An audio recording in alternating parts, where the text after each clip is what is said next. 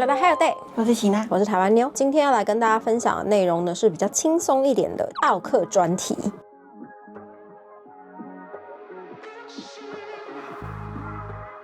我觉得全世界的奥客会干的事情都差不多，翻盘子的，对啊，就喝醉酒啊，不然就是情绪失控啊，对啊之类的。第一个热议的呢是乌龙面店事件，大家可以看到，他们是一对男女，感觉是已经在别的地方吃过饭、喝过酒，然后已经有点半醉的状态，去了这家乌龙面店，可能营业到晚上10点之类的。店员跟店家的说法呢，他们那时候其实已经喝过酒的状态。喝醉酒的人是不是喜欢吃热热的东西，喝热汤？热汤。当时在点面的时候呢，就有要求有1碗面，汤多给一些。上了面的时候呢，店家的意思是说他2碗面都已经有多给汤了，可是他收到2碗面的时候，他的视觉上面看起来会觉得这2碗面的汤是一样多的，直觉反应可能就觉得他没有加汤，所以他就跟店员讲说，刚刚我不是有跟你讲说要跟你多要汤吗？店员就说已经有给你多了汤了，那你如果需要再多，我再滚一些汤给你，等下再去帮你加。就可以看到整个画面上他们非常不满这件事情，觉得说刚已经要多汤了，搞什么啊，打扰我们吃面的那种感觉。他们就去理论这件事情。女生一开始的意思是说她不付钱，他们就要离开不吃了。店家当然就觉得很荒谬啊，点的东西没有问题，是你现在自己决定不吃的，我不可能让你退款。那个女生就很生气的回去以后，你就可以看到她就把东西什么倒来倒去，最后就把整个碗都剥掉了，这样。好幼稚哦！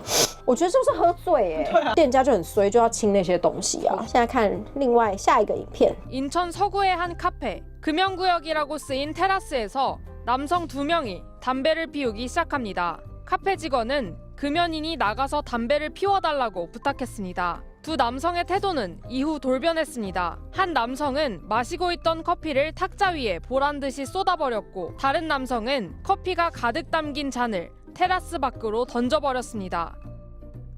其实韩国呢，他们现在已经并不是你在室外都可以抽烟，而是他们都会有一个吸烟区，就日本一样，他们会有吸烟区、吸烟室，大家都只能到那里聚集抽烟。他那里明文标示说这里不能抽烟，也明文标示说这里就是禁烟区，基本上其实不能抽烟的。那可能是因为室外有些店家可能会睁一只眼闭一只眼，但是这个店家他们就有出来特别跟他们讲说，不好意思，这边不能抽烟。你可以看到2个阿伯就俩公了，不能抽的是，就把他们的咖啡就翻倒啊！其实后来有报警，可是就蛮尴尬的。警察意思是说，倒咖啡的这个行为呢，你没有办法告他的，没有财务上面的损失。但是把杯子往外扔的那个你可以说你有财务损失，可以告他。这故事告诉我们，当 OK 的时候，不喝饮料就好，不要摔东西。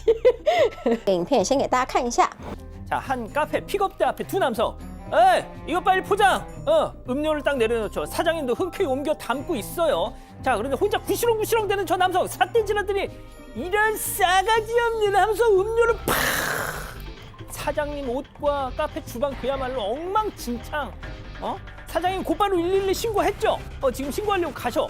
자, 그걸 본 남성 눈치 보던 쓱 지금 가게 밖으로 퇴장. 자, 도망가는 거겠죠. 자, 사장님은 일행이라도 잡아보겠다고 따라 나서는데 일행도 무서웠는지 지금 도망갑니다.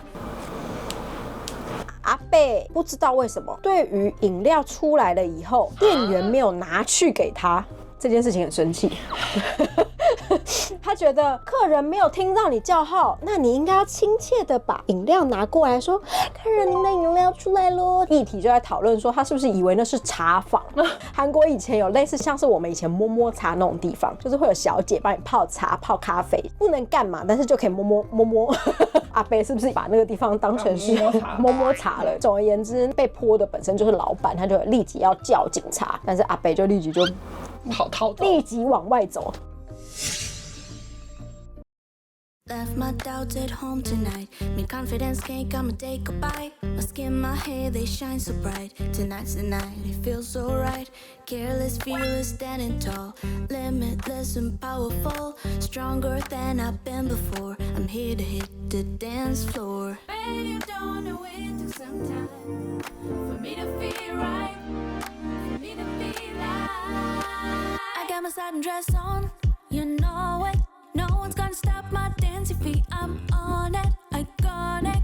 Got my body moving to the beat. 波波恰恰已经在台湾、韩国各通路上市喽。详情请看下方资讯栏。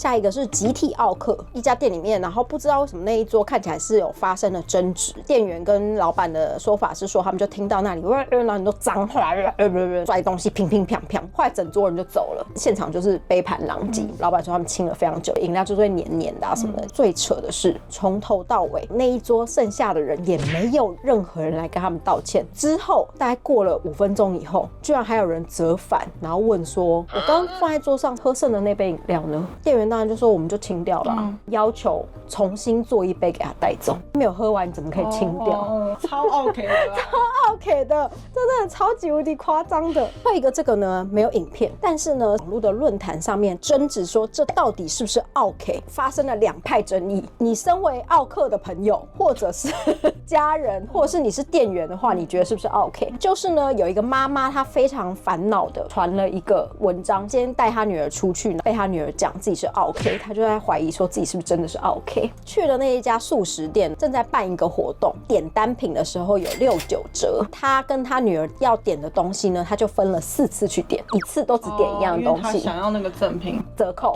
所以她就每一次都点一个。后来他们就开始吃东西了，吃了以后呢，她就觉得薯条冷冷硬硬的，所以她就叫了店员过来，跟店员讲说这薯条有一点奇怪，你们自己吃吃看。店员就又重新再换了一份给他们，换了一份给他们了以后呢，因为可能等了一阵子吧，剩下薯条就吃不完，他就又再去店员那里去跟店员要了一个袋子，让他可以外带剩下的薯条。打包好了以后呢，剩下的咖啡又喝不完，他又再去了柜台跟他要了外带的杯子。因为韩国现在有法规有严格规定，你内用的东西你就只能用内用杯子，就马克杯啊、塑胶杯啊等等的，外带的话要另外再换成纸杯这样子。为了要外带他的咖啡，他又再去要了外带的杯子，然后他女儿就爆炸了。妈，你做的每一件事情分开来看都不是 OK， 全部都做你就是 OK。妈妈就对于这件事情非常的烦恼，她想说自己真的是 OK 吗？只是觉得吃剩下的东西不带走很浪费而已啊。分4次结账，为家里省点钱嘛。我觉得分4次有点扯，你分2次就算了。我看了那个社会时事，真的是吵起来在讨论这件事情。年纪比较大就是说，这妈妈你就是对小孩子太爽了，现在你就把小孩子的零用钱扣到让他生活不够过，他就会知道你妈妈有多会省钱，他以后也会分4次结账。另外的讲说，他也觉得有点 OK， 薯条冷掉、要包装纸这些东西都太麻烦店员了。去用餐一次，特别是这种素食店，他觉得麻烦店员大概1到2次就够了。可是他觉得整个过程太麻烦店员了，就为了这个就他们争执起来。所以喜娜，你觉得最奥客的地方是？我觉得是分4次结。那如果后面没有人呢？